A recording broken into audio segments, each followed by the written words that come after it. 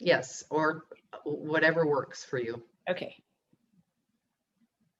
So I have pressed the record button. Okay. And we're off. Hello, everyone. I'm Joy Cardine. I'm the president of the Midvale Heights Community Association, and I'm also a moderator for the League of Women Voters of Dane County.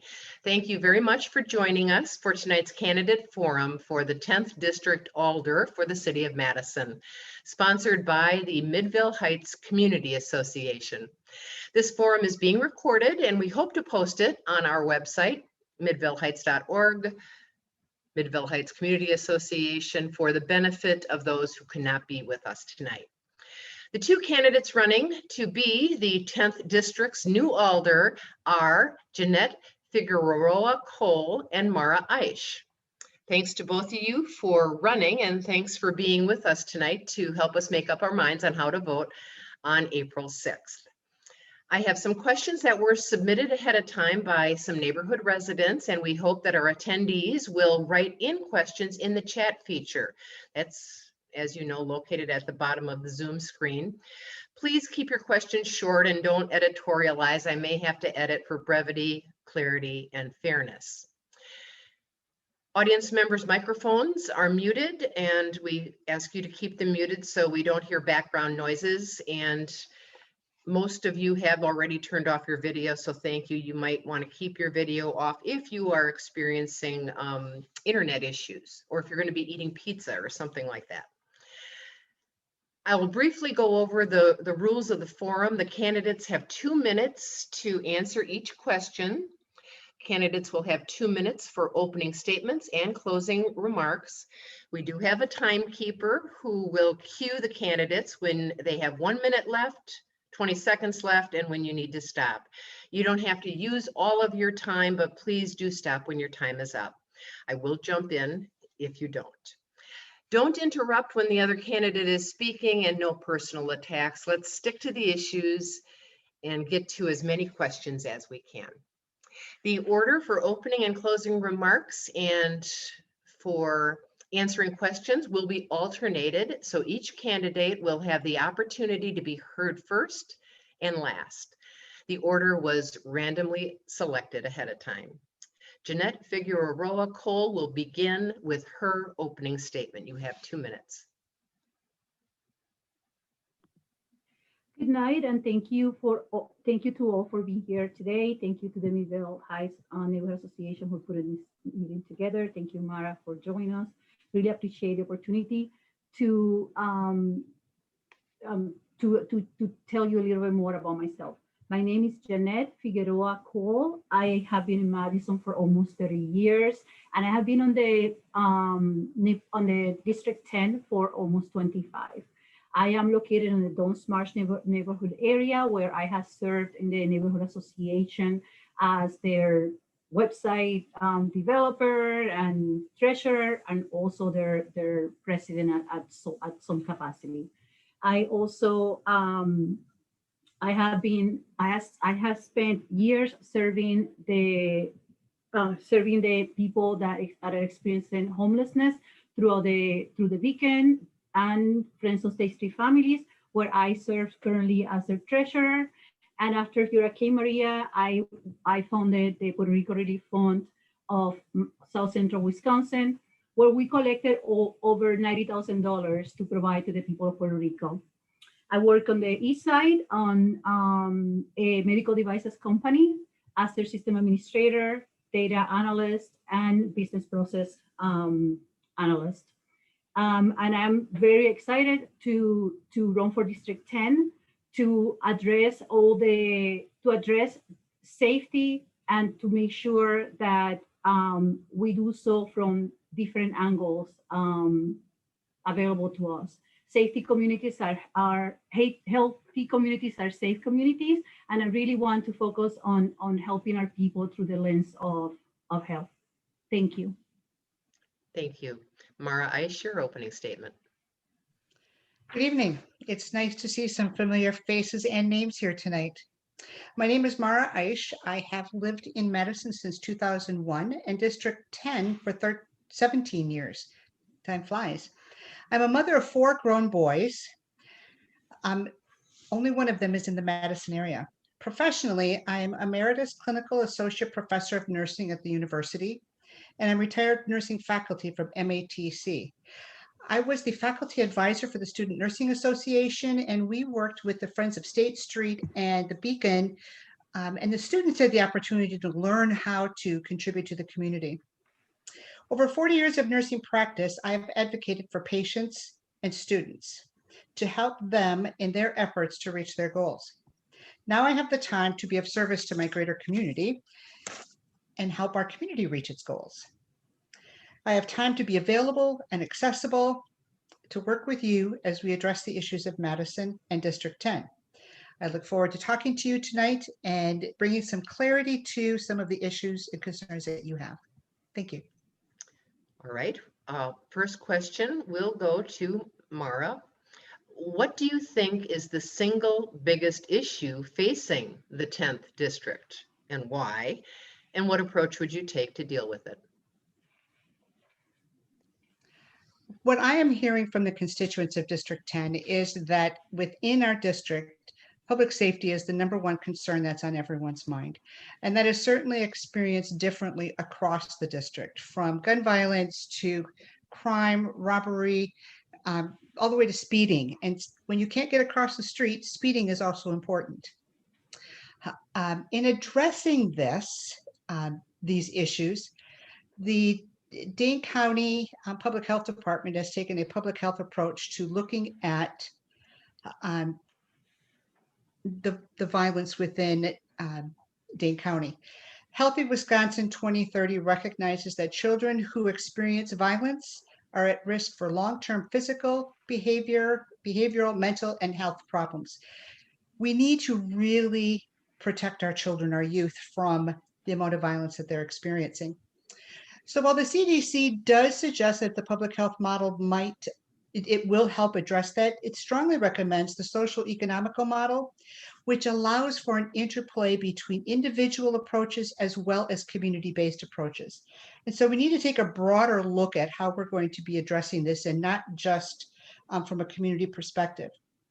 If we can have an interplay on individual and relationship responses, we're more likely to sustain prevention and achieve a population impact into decreasing violence and crime over time.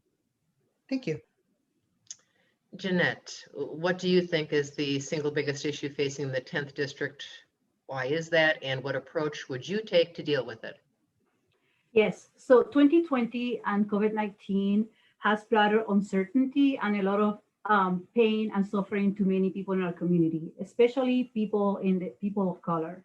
So we had learned from 2020 and the pandemic that the people of color has been disproportionately impacted by health issues. And that is something that we've known for years, but now it has really been magnified. So the biggest priority on the district right now is housing security, is making sure that people are not losing their homes, that the moratoriums are staying in place, that we make sure that we get people healthy, the vaccines are out there ready for them to receive them, and that we approach safety from the lens of health. Healthy communities, again, are safe communities, and we need to provide the people the essential needs that they need to thrive. So at this moment, our focus should be on health, and that should really be, we should all be focusing on how to address COVID-19 and all the multi-layers of negative impact that the pandemic is causing our city, specifically, again, housing and the vaccine. Next question goes to Yannette first. What is the city council's role? What is your role as an alder in combating racism? Wow, that is an excellent question. The city council and any elected official role really should be to ensure that the policies and procedures that are in place or are being developed are made in a way that do not create barriers for people of color.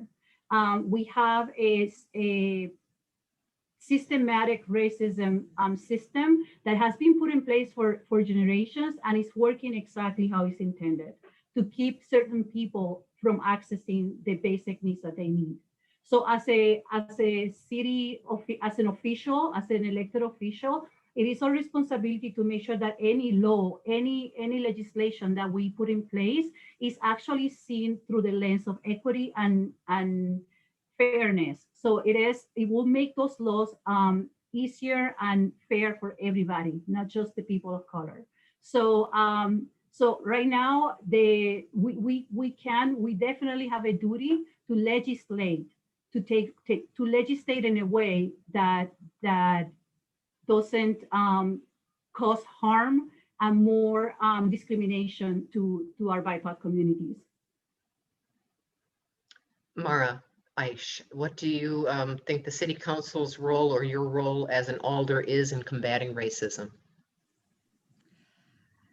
I'm going to take a broader look at this because I do think we have tried at the federal, state, and local level to legislate our way out of this. And I think part of the problem is that our next step is to work at that individual level. How can we encourage our community to have the uncomfortable conversations that need to be had where we question our own response to other people of different colors, different cultures, different languages? We need to get out of the comfort of our little niches where we know everybody and everybody's like us, and broaden those horizons, broaden those relationships. It is often seen that when you know someone of a different culture, a different language, you have a different view of that population. So I would like to find ways to certainly ensure that all of our policies and ordinances remove barriers, but at the same time, find ways that we can, as a greater community, get a little uncomfortable looking at how we think about others and developing relationships with people that aren't like us. Next question was submitted by a resident. What would you like to see in terms of police department policy reform and why? Mara. Thank you. That's a great question. Police reform is really quite a broad topic, and the term in the literature primarily focuses on changing the public's perspective on the police, specifically the legitimacy of the police. To be more specific, we need to look at police violence, which is systemic and institutional. However, according to the Justice Department's Bureau of Justice Statistics report released in January of 2021, they found no systemic racism in American police forces. Now, that doesn't mean there aren't outliers. There certainly are. But as a group, they could not find that. Police are arresting those who need to be arrested. So the next step is that we look at police brutality, and that is individual. And the way that we can look at police brutality in one way is to look at our use of body cameras, body-worn cameras. All of the communities around us have them, and that allows us to hold individuals accountable and identify who those people are that we need to be targeting. So that's what I would look at. All right, Yannette, what would you like to see in terms of police department policy reform and why? Well, perhaps, I mean, I think back in 2019, there was a committee that put the ad hoc committee that put a large number of recommendations on the table for the police to take into account. Perhaps they should start working on that. I mean, they created a roadmap for them to how to improve their training, how to improve their own mental health services area. They have in there how to be receive multicultural training, for example. there's quite a list of recommendations that the police could already be doing to improve and to make that department more to earn the trust of the community. The other thing that is that we should definitely continue to work on is to maintain the civilian work over board committee and make sure that we work with them and the police to ensure that that there is accountability, that they can follow their processes and the recommendations, and that the council then takes those recommendations and put them into laws, and that the police do follow them. There is a police reform is needed.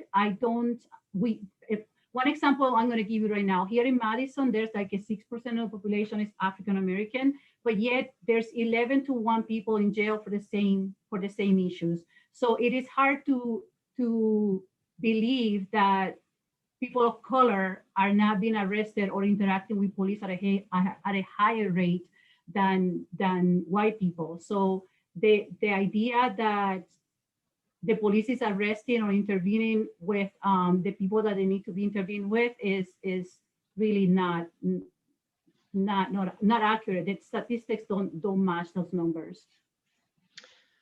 Next question, how do we balance the concern many neighborhood residents have with certain crimes going up in the neighborhood, car thefts, home break-ins?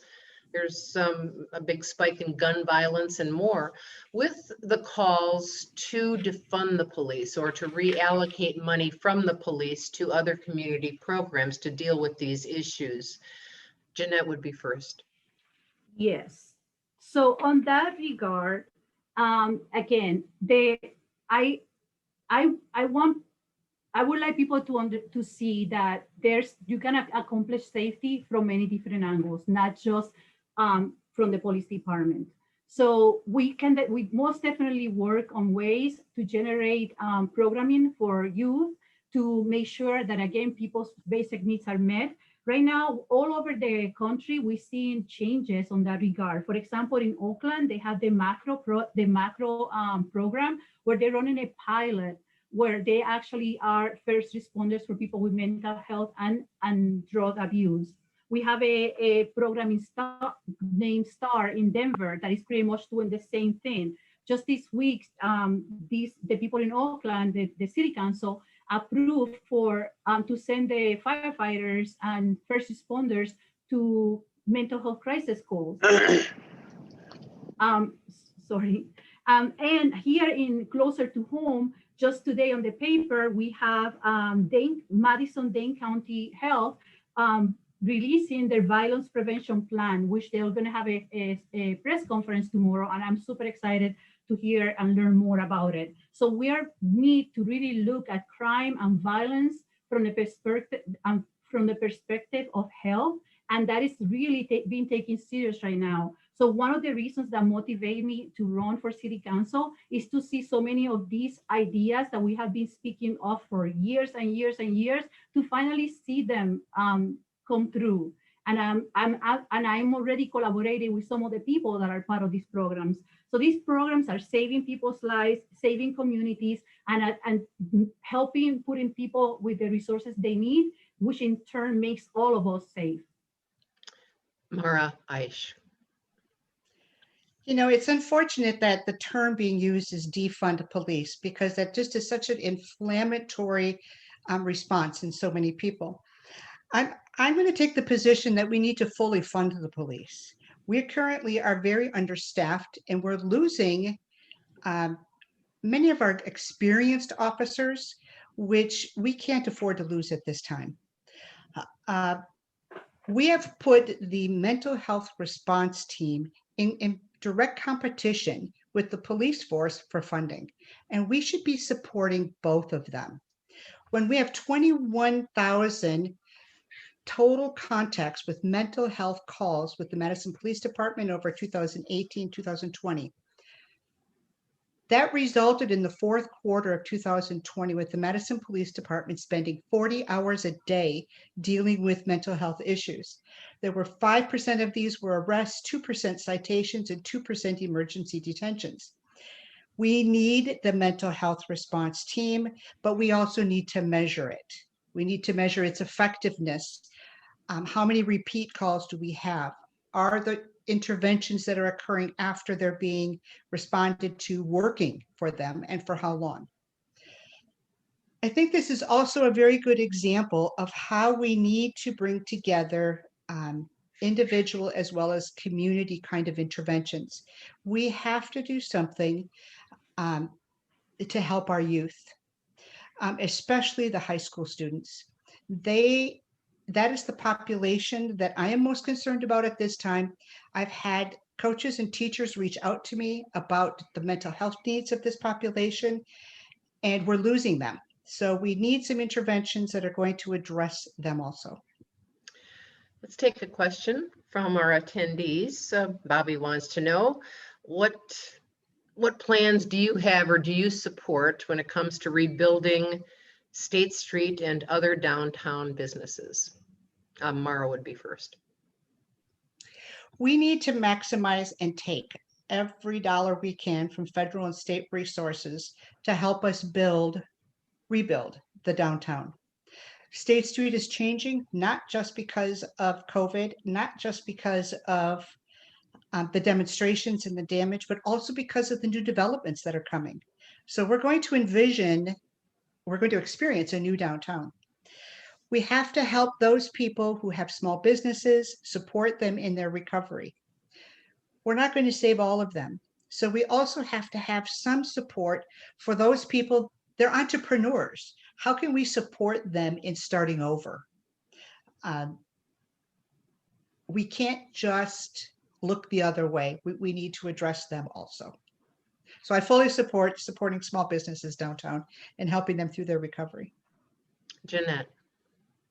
Yes, State Street and downtown are essential parts of Madison, and they need to be taken care of. And I support funding, any federal funding that comes, to be used in order to help the business recover.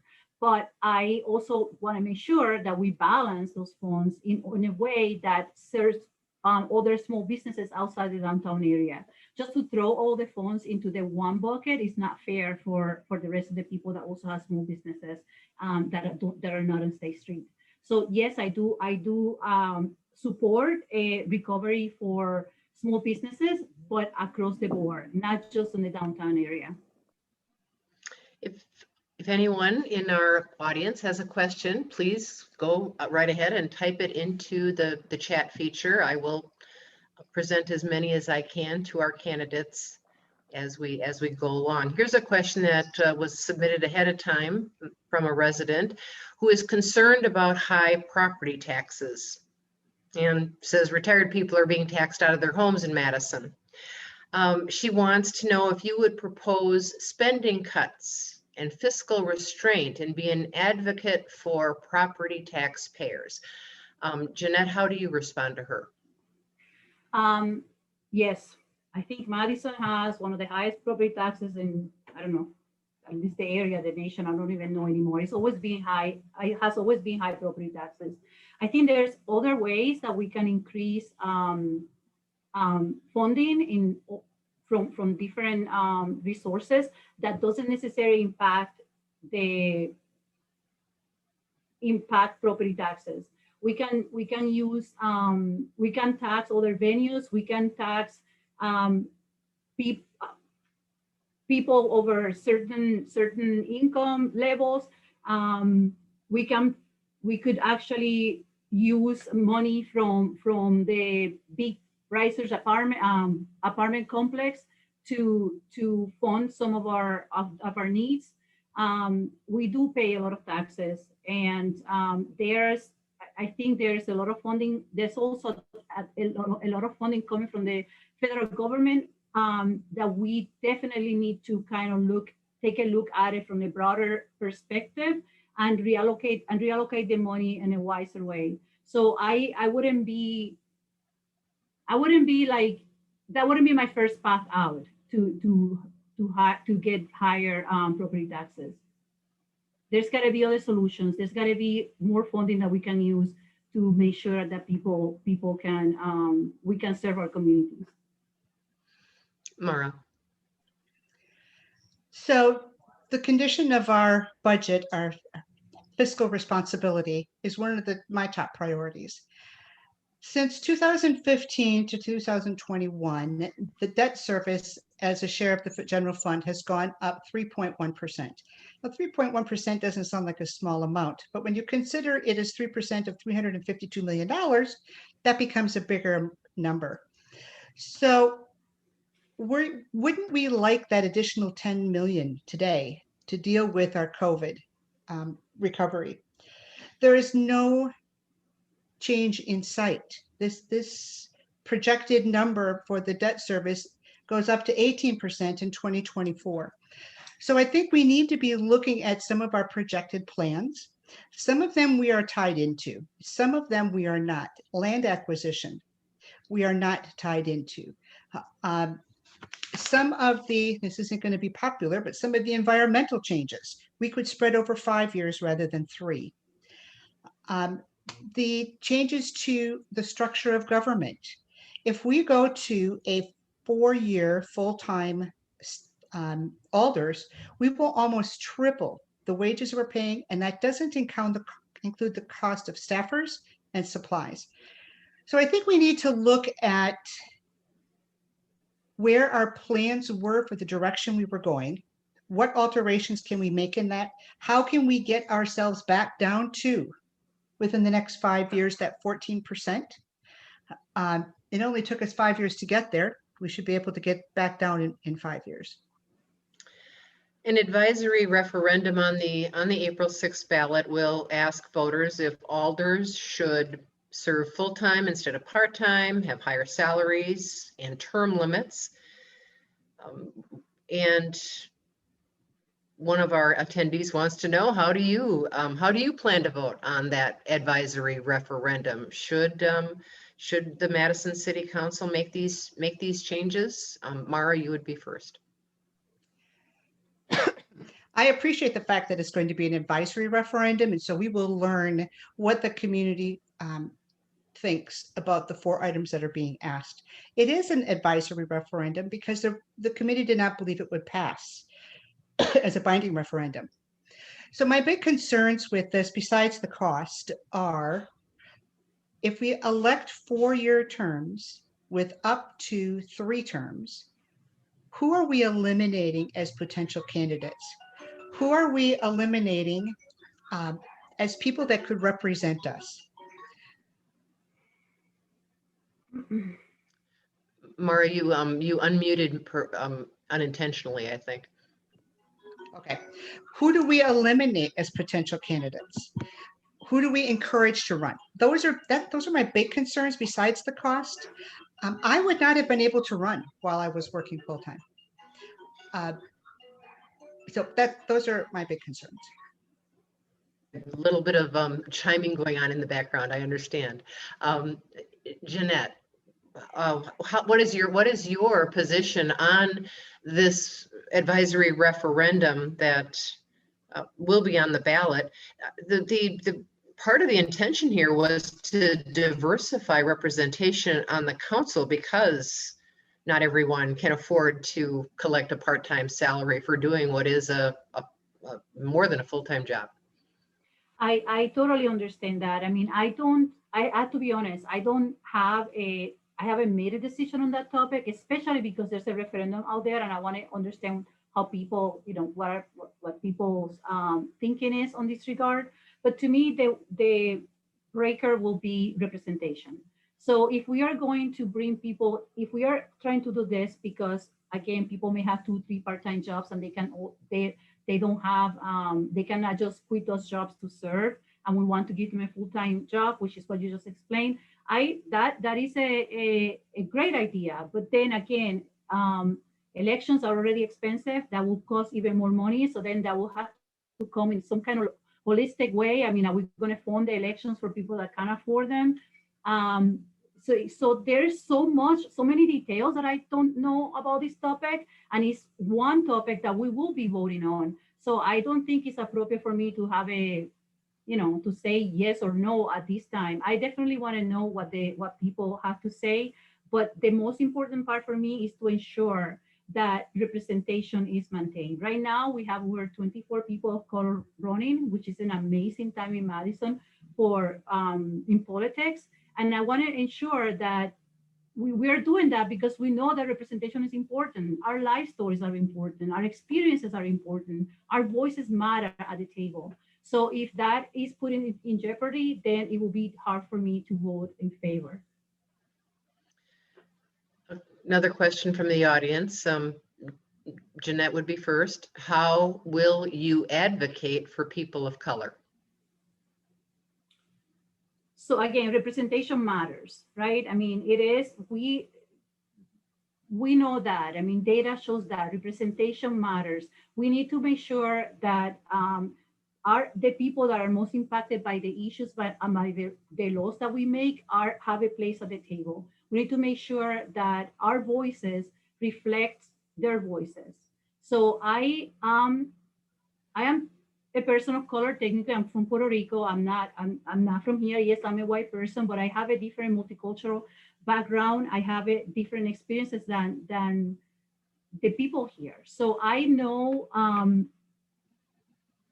at so many levels I can relate to other cultures, and we have so many shared experiences, and I'm already a collaborator with so many other different organizations that strive to make people of color's lives more fair and equal. So I will continue to have those collaborations. I will continue to reach out to them. I will continue to learn from them. And again, like I said earlier, ensure that the policies and procedures that we put in place are barrier-free and fair for everyone. So I could not represent people of color without having the people of color,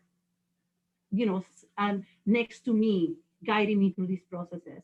So it's not something that I can do alone. It's something that I am counting on the people that have brought me thus far to this point to continue to be with me during the next 2 years and make sure that I represent their voices. Mara. Okay, my space bar is not working now. Mm-hmm. So in terms of representing people of color, it's been just amazing for me to have people of color reaching out to me and wanting to share their stories with me and wanting to have a connection to what I'm thinking. And so as I work through this campaign, I am putting together teams of people with different areas of expertise. And there would certainly be one that would be a team of people of color that I would be able to run ideas past, just like I have people that are experts on policing in Madison that I can run ideas past, and people with the school system that I can run ideas past, so that I don't feel like I'm out there just putting my thinking forward. So while I'm doing that, I want to keep in mind that advocating for people of color means everybody needs to be looking at their response to interactions with people of color. And so having those uncomfortable conversations, encouraging that to happen.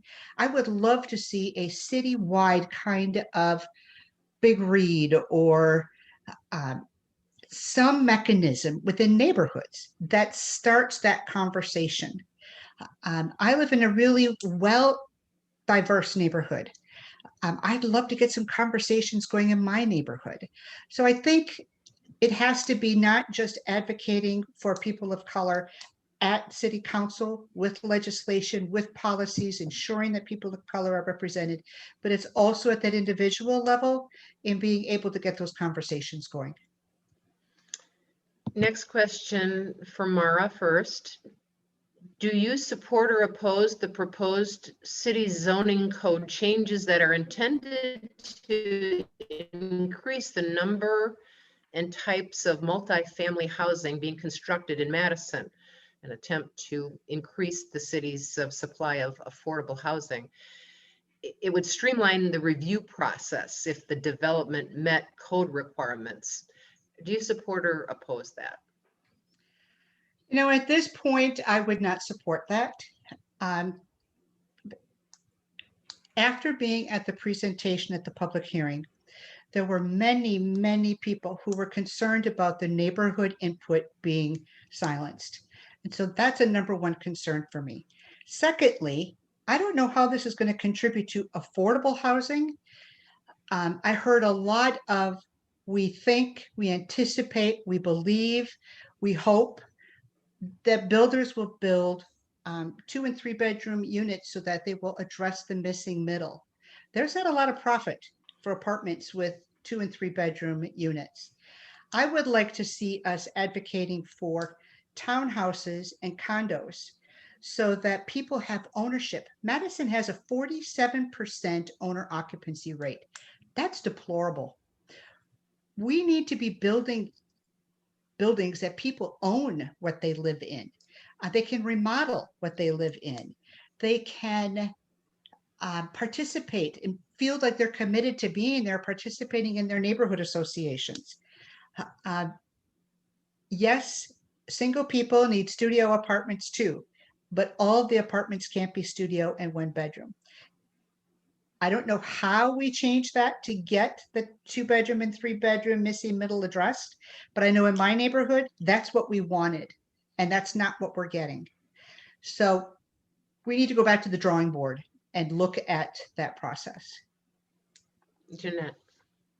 Yes, so I have been in quite a few meetings about zoning. I have to admit, 6 weeks ago, I didn't even know what that meant, but I have gotten myself into learning a lot about zoning, and I'm really enjoying it. It's a very difficult subject, but super interesting.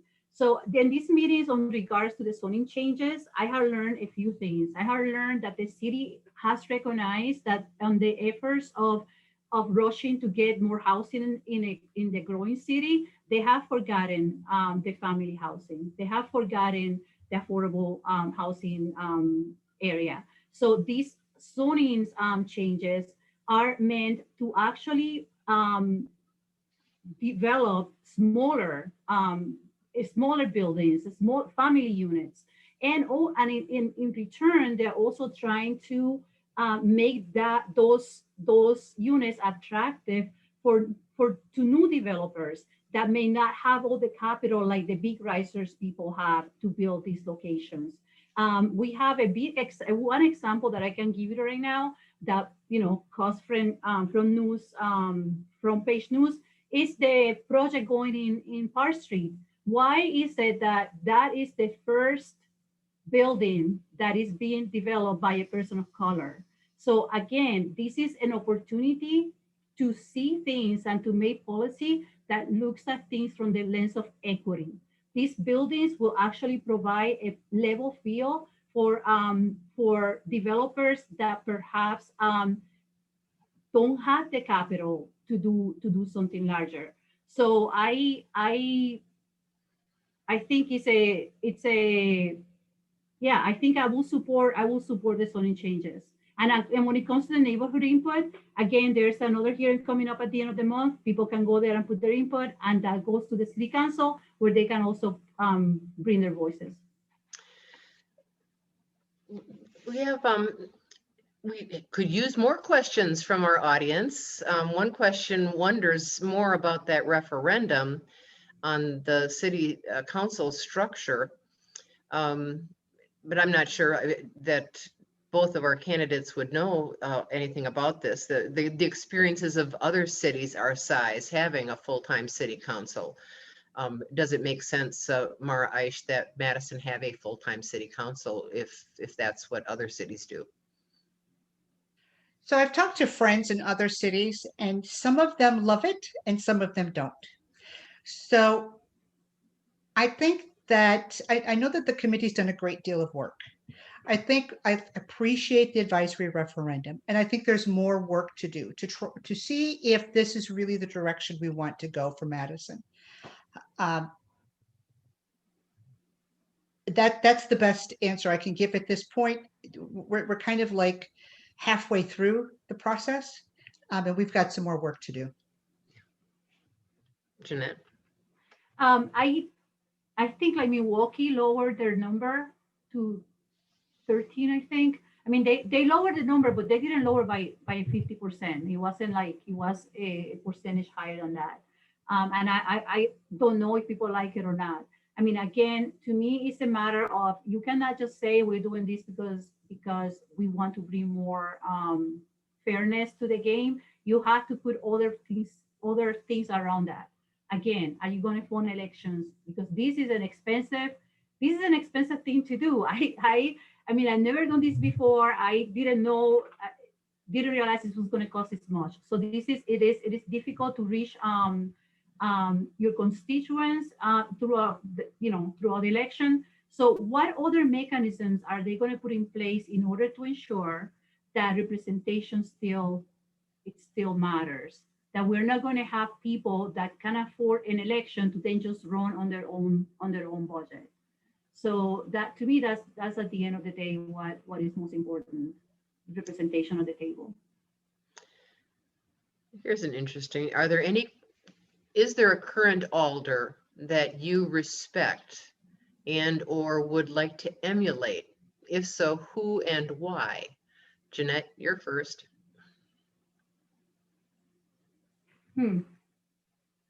There's many elders in the city council that I respect.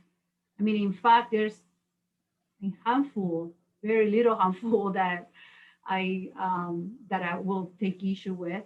But I respect anybody that would actually whose life experiences are brought to the table and they are able to make changes and to bring when they bring their life experiences to the table, they make other people follow.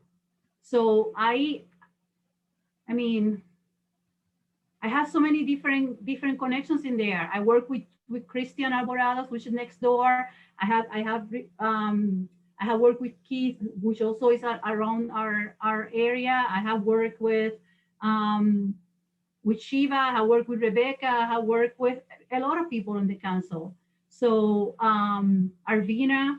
So there's a lot of good people in the city council right now. It's just that there's some people that perhaps are a little bit out of touch with the reality that the city and the country for that perhaps are experiencing at this time. So there's a lot of people in the council that do deserve our respect. They work real hard. They dedicate hours to the service. And there were a lot of them that I approached to before I decided to run, to get their perspective and their opinions. So I feel very lucky to have so many relationships with so many people already sitting and serving. Mara. I would say that everybody on the city council is probably in touch with what the issues are. We have a very broad perspective, a broad range of perspectives in terms of what people's responses are. But everybody's been elected by the people in their district.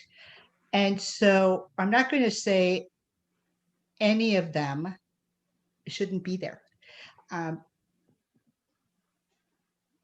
I'm going to say that the person I would like to emulate is Zach, who is our outgoing alder. In fact, I didn't decide to run until after I knew he wasn't. I appreciate his efforts to connect with people. I want to take that a step further, using technology to increase those communication conduits. There are some things I want to do different in terms of how I will advocate for the neighborhood at the Common Council. But I do think he was a very strong person to learn from. And his message was to bring our voice to Common Council. And I think that he did that. And that's the part of what he did that I want to emulate. Well, this was a question I was going to use later, but I'll use it now. How will you communicate with constituents in the 10th district? How will you keep abreast of the issues that are important to us? Mara. Well, thank goodness for technology. So I plan on having weekly Zoom meetings that will be recorded that people can put their input, their 2 cents. They can email me the questions. We'll talk about them. But I want them recorded and posted on a website so that people can go back and get that information at their leisure. That's going to be a huge piece of being able to stay connected. We're all pretty used to using Zoom, online communicating at this time. The problem is getting everybody together at the right time. Also having experts, teams of experts so that people know who those people are in terms of reaching out to. I cannot be an expert at everything. There's a lot of things I can do, but that's not one of them. And so I really want to get the people with passions for issues, expertise related to issues, into teams. Not that they're going to be, working all the time, but when something comes up, I know who to go to. Other people in our district know who to go to. And then, of course, there's email and the telephone. Those work really good. And my goal is also to be at neighborhood board meetings, regular meetings, and then being out in the community with people, especially this summer, as the weather warms up, and that's exactly the place where we all want to be. Yannette. Yes. Right now with the COVID, I don't know how soon we can be in person, checking schools, checking neighborhood meetings, and all that stuff. But definitely, as a president of the neighborhood association, it was always nice to see our council or our Alder person in the room and visiting us from time to time. So those are things that definitely I will be doing. I will be reaching out, continue to reach out to people, continue to reach out people that know more than me about their life experiences and the issues that they're facing. But in general, definitely we'll have, the phone is there and the email is there, as well as establishing some Zoom hours for people to stop and reach out to me. But the one thing I'm very excited about is the TFOX ad hoc committee, which is the one managing the size of the council. They have a giant list of ways to bring the council to the people. So I am looking forward to learn more from them, to participate in their committee, to maybe be part of that committee that actually makes the connections that we need between the people that we're serving and the city council. So more to come on that. One of our attendees wants to know, how accessible will you be to the Allied Drive community as a stakeholder? Maybe you can just broaden that as to how are you going to prioritize, the time you spent and the issues that are needed in the different neighborhoods, Yannette. So with respect to the Allied community, they are next door to my neighborhood. I'm already sit on the NRT meetings every month, where again a lot of collaboration, a lot of relationships with city staff in those meetings, and other areas from Fishburne, for example, other elected officials. And I also participate in their neighborhood association meetings often. So serving them will not be an addition to what I do today. That is something that I do. And I will strive to have those same kind of relationships with the other areas in my district. To be able to participate in your neighborhood association meetings, to understand what your needs are, and to see how can I bring some of the knowledge and collaboration and the people that I already have gained thus far into your neighborhood. And one thing that is so important to me is how to make this District 10 one whole district. How can we participate, connect each area a little bit better? How can we eliminate that divider that Verona Road has between us and Orchard Ridge and so forth? So yeah, I already have neighborhood associations relationship established. It's just a matter of extending those and making stronger connections with the other neighborhoods. Mara. Jeanette and I see each other a lot at those meetings, um, especially the Allied Partners and the Allied Neighborhood meetings. You know, Allied is a very unique part of District 10. Um, when you look at the demographics in many, many areas, Allied stands out.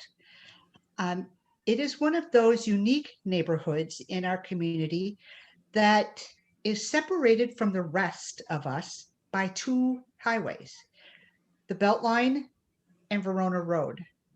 Bus transportation to Allied is not very good. The food service or the food desert that occurs there is certainly something that hampers the community. But the community is also very rich in the fact that they have 6 trained community health workers working within their community. They have people in their community who want to train um, to help people within their neighborhood fill out job applications, fill out health forms, but they really do not have a place to do this. It is one of the most deserving communities of a community network or community center or a community hub, whatever we want to call it, so that they can help themselves. They're not asking for us to come in and do for them. They're asking, give us the resources we need to help ourselves. And so I think that is going to be a huge part um, of working with people in the Allied Drive over the next 2 years. Next question, are you satisfied with the process the school board is using to reopen schools? Mara. Well, my attitude on this, or my opinion, has changed over the last 48 hours. You know, we've been hearing that the mental health of our youth is deteriorating. And, you know, it's easy to think that that's depression and anxiety and say, okay, they got to get over it and that kind of thing. But our youth are having much more severe events, suicides, getting in trouble with the law in terms of violence that is permanently going to alter their lives. We need to get these kids back in school and reconnected. When a high school football coach contacts me for help, it's hard to not hear what he's experiencing on that front line with those kids. And so I fully agree that we need to get these schools open, but we also have to have some benchmarks. So how many kids can have COVID before we pull back and say, okay, we got to take a week off? How does that happen within classrooms? I know Madison has older buildings. We don't have the ventilation. We're going to have to put in place some measures that we're probably not going to like. But these kids need to get back to band, art, science, baseball, football, those things that connect them and help form their identity. That's personally, I prefer to see spring sports rather than face-to-face classroom. That's that important right now that we get moving on that. And it's spring. It's time to get the kids outside and back together. Yannette. So, I mean, when it comes to Madison schools, it is, again, it's all based, well, most of it, the biggest barrier is the buildings. They're really, really old. So it's hard to get all the things in place to be able to be safe. So it's going to cost a lot more money. It's going to be way more expensive to get all those things in place. So I do think that we do have to open the schools, but we have to do it in a safe way. We need to make sure our teachers are vaccinated, all of them that are vaccinated, and they take priority. And we need to have a combined process of having perhaps half of the kids at school versus some in outside learning. So I mean, it is a difficult situation to balance, but I do agree that kids needs to have a minimal, some kind of control way to interact with each other, like if, having the football teams back available, to have them outdoors, have them allow them to play sports, allow them to congregate under the same, like it's my understanding Edgewood, for example, it's allowed to be, private schools are allowed to have their football teams play and other sports currently going. So I think that we do need to get the kids some programming, and that is overdue. That we have to get them some programming. It doesn't matter if it is perhaps we can still do the online learning and do the programming in some special setting, but we have to find a balance to get our kids' mental health on back to a healthy level. Well, it is time for closing remarks already, and we will reverse the order from opening statements, and Mara Aish is first with closing remarks. And the mic will have to be unmuted. Thank We you. won't take that time away from you. Thank you. Thank you for all of your questions. They've been great questions. It is my understanding that Dr. Jenkins is meeting with high school teachers, I believe, tomorrow night. That is an open public meeting, and if anyone is interested in attending in terms of talking about how they're going to open up. Firearm injuries are among the top 5 leading cause of death for those ages 1 through 64. We need to aggressively address the gun violence and the violent crime in our community. And we need to do that by funding the police, as well as addressing the individual levels of our youth. Our Madison Police Department has been studied extensively. And yes, there is a list of things that they need to improve on, but we're not doing too bad. In fact, the reports, we just keep getting another one, but the reports are coming back that we're really not doing all that bad. We got a pretty darn good police department. But like all of us, we can have some areas for improvement. As an Alder, I want all voices of all neighborhoods to be represented. I hope we end up with a balanced representation on the city council. People have many needs, and we can't treat them all the same. That's like giving the same antibiotic for every infection. We need to figure out better ways to target the needs that will help groups of people that have the same issues or same problems in ways that target them. One of my goals is going to be that all city meetings are virtual, that will continue across for the next foreseeable future. There's no reason for us to be driving downtown to find parking. I'm not a career politician, so if I slip up or say something you don't like, please give me a call, email me, and let me know what to do better. Thank you. Yannette, your closing statement. So I'm running for District 10 Alder because of the negative impact of 2020 and COVID-19 have had in our communities, especially those living in poverty and working families. People are struggling now more than ever, and it is a time for us to think big, to be bold, and to fight hard for the safety and health of our community. It is time to demand a budget that reflects Madison values by meeting people's basic needs and taking serious steps towards collaborating across agencies, and that's governmental and nonprofit agencies. We need to ensure our people not just survive, but thrive. I am so super excited to see the violence prevention plan that the Madison-Dane County Health Department is putting together. I am looking to be part of that process and to see it grow. I'm looking forward to continue to support programs like the Cahoots project to ensure that the mental health of our people is protected and taken care of, as well as groups like the Catalyst for Change here in Madison that is doing such a great job with the people experiencing homelessness at this time.